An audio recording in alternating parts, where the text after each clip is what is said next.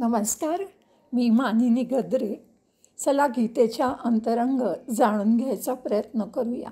या ऑडिओची रचना आधी सांगितल्याप्रमाणे सुरुवातीला मूळ श्लोक, त्याचा मराठी अर्थ, नंतर संस्कृतचं सरळ वाक्य रूपांतर आणि त्याचा इंग्लिश अर्थ, नंतर ज्ञानेश्वरीतील माऊलींच्या ओव्यांचा मराठी सुलभ अर्थ आणि नंतर माझ्या दृष्टिकोनातून त्या श्लोकाविषयी मला काय वाटलं त्याचं विवरण. सर्वप्रथम आपण मूळ श्लोकाचा संधिविग्रह करून त्यातील प्रत्येक शब्दाचा मराठीत अर्थ पाहूया. संजय उवाच एम मुक्त्वा ऋषिकेशं गुडाकेश परन्तप न योत्स्य इति गोविंदम उक्त्वा तूष्णीं बभूवः.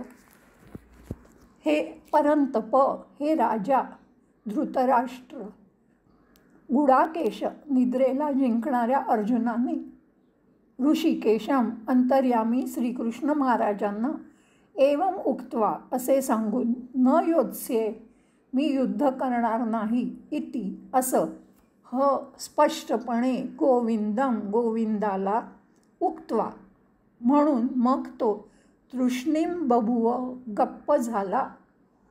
संजयाकडून वर्णन अर्जुनाने युद्ध न करण्याचे सांगून गप्प होणे याविषयी संजय म्हणाला, हे राजा, हे धृतराष्ट्रा, निद्रेवर ताबा असलेल्या अर्जुनाने अंतर्यामी श्रीकृष्णाला एवढे बोलून मी युद्ध करणार नाही असे स्पष्टपणे सांगितले आणि तो गप्प झाला. तमुवाच ऋषिकेश प्रहसन्निव भारत सेनयोरुभयोर्मध्ये विषिदंतम इदं वचः.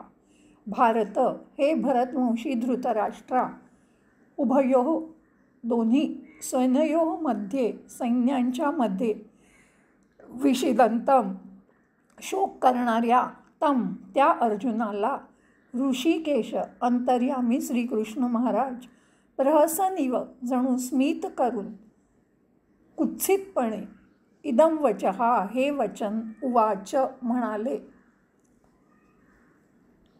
भगवंतांनी हसत बोलणे, हे भरतवंशी धृतराष्ट्र महाराज, अंतर्यामी भगवान श्रीकृष्ण दोन्ही सैन्यांच्या मध्यभागी शोक करणाऱ्या त्या अर्जुनाला हसल्यासारखे करून असं म्हणाले.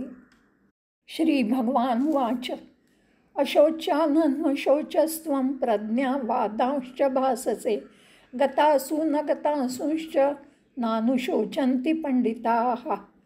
अशोच्यान शोक करण्यास योग्य नसणाऱ्या माणसांसाठी, त्वम तू, अन्वशोचः शोक करत आहेस, च आणि प्रज्ञावादान पंडितांच्या प्रमाणे, वचन भाषसे बोलत आहेस, परंतु गतासून ज्यांचे प्राण गेले आहेत त्यांच्यासाठी, च आणि अगतासून ज्यांचे प्राण गेलेले नाहीत त्यांच्यासाठी सुद्धा, पंडितः पंडित लोक, न अनुशोचन्ति शोक करत नाही.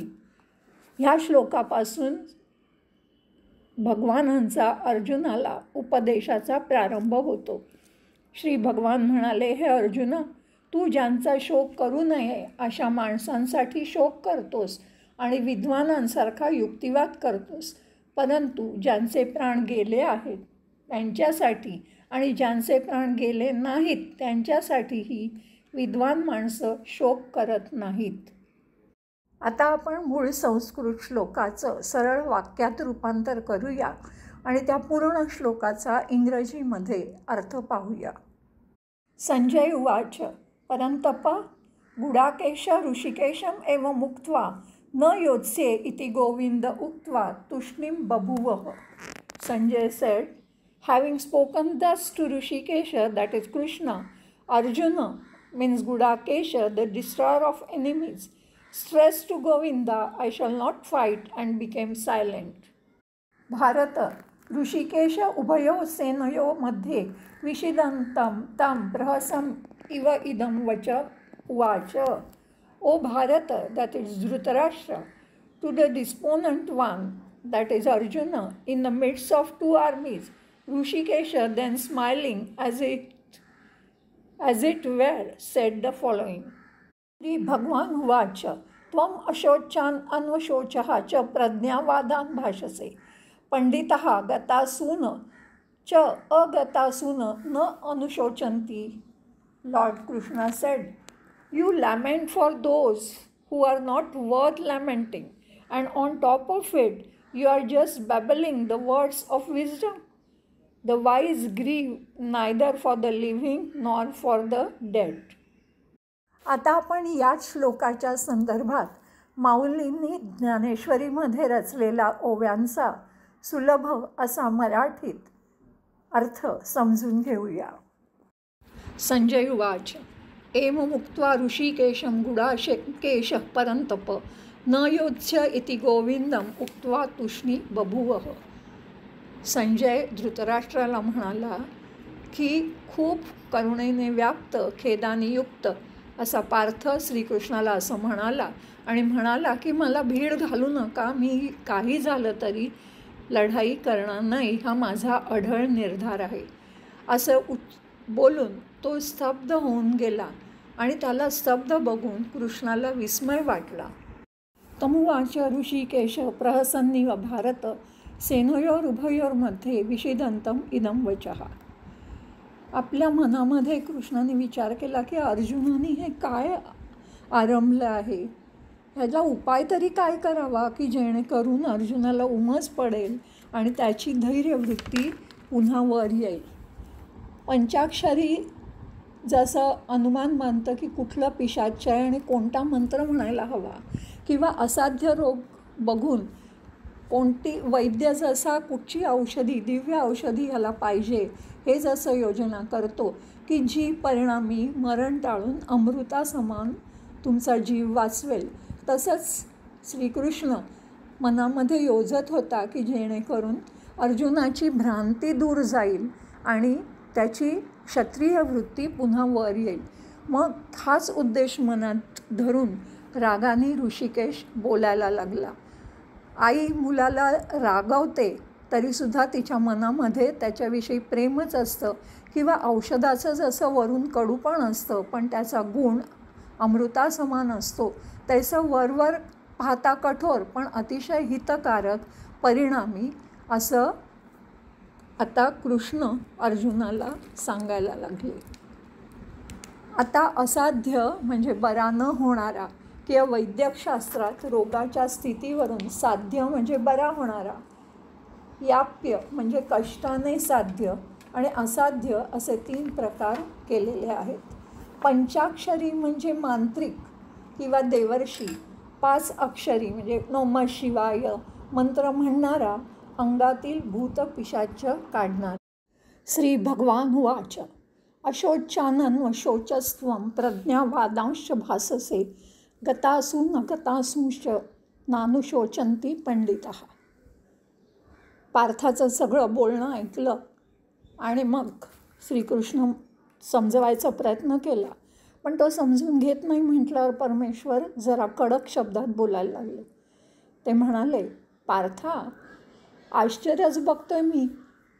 युद्धभूमीवर जो तू शूर आहेस त्याला दीन झालेलं मी बघतोय. तू स्वतःला सुज्ञ म्हणतोस पण स्वतःचं अज्ञपण काही तू सोडत नाही आहेस. तुला शिकवायला जावं म्हणावं तर तू मोठ्या पांडित्याच्या गोष्टी तू आम्हाला सांगतोयस. एखादा अंध माणसाला वेड लागावं आणि मग त्या माणसानी वाट फुटेल तिकडे सैरावेरा धावावं, तसं तुझं मला सुज्ञपण दिसतंय.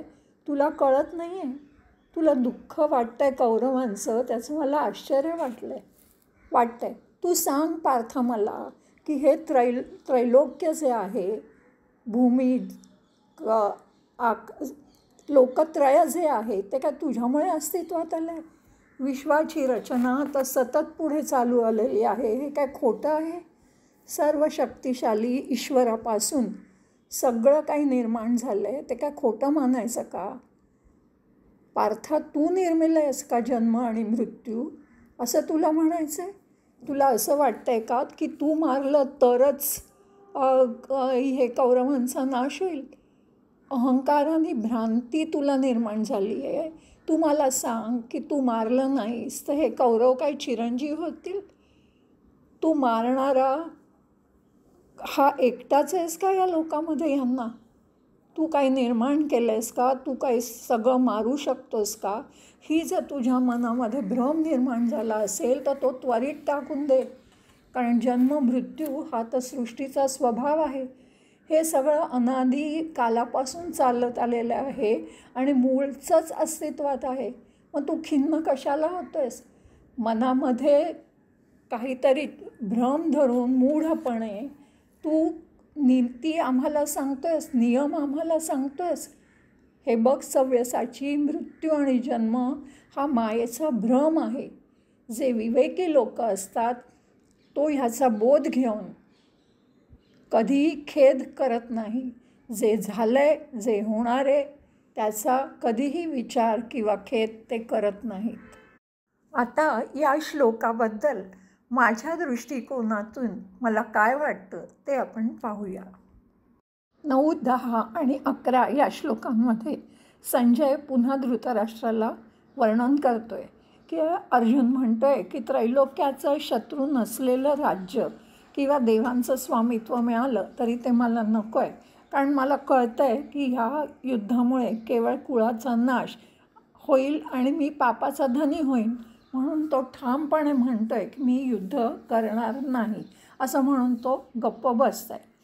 आता या शूर योद्ध्याची केवळ स्वजनांमुळे त्यांच्यावर मायेमुळे झालेली दयनीय अवस्था पाहून कृष्णांना खरं तर शोक झाला, वाईट वाटलं, आश्चर्य वाटलं.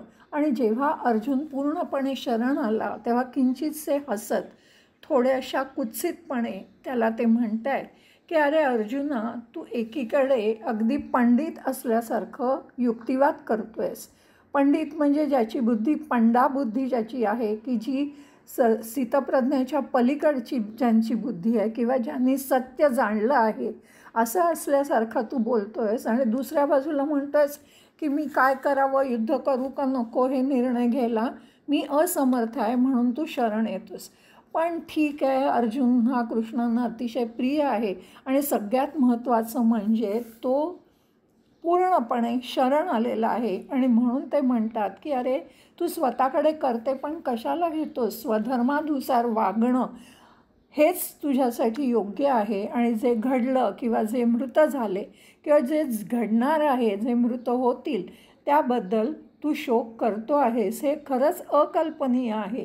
अरे विद्वान माणसं जे झालं, जे होणार आहे त्याबद्दल कधीच शोक करत नाही. ह्या श्लोकांमध्ये ह्या 11व्या श्लोकाला एक श्लोकी गीता असं म्हणतात.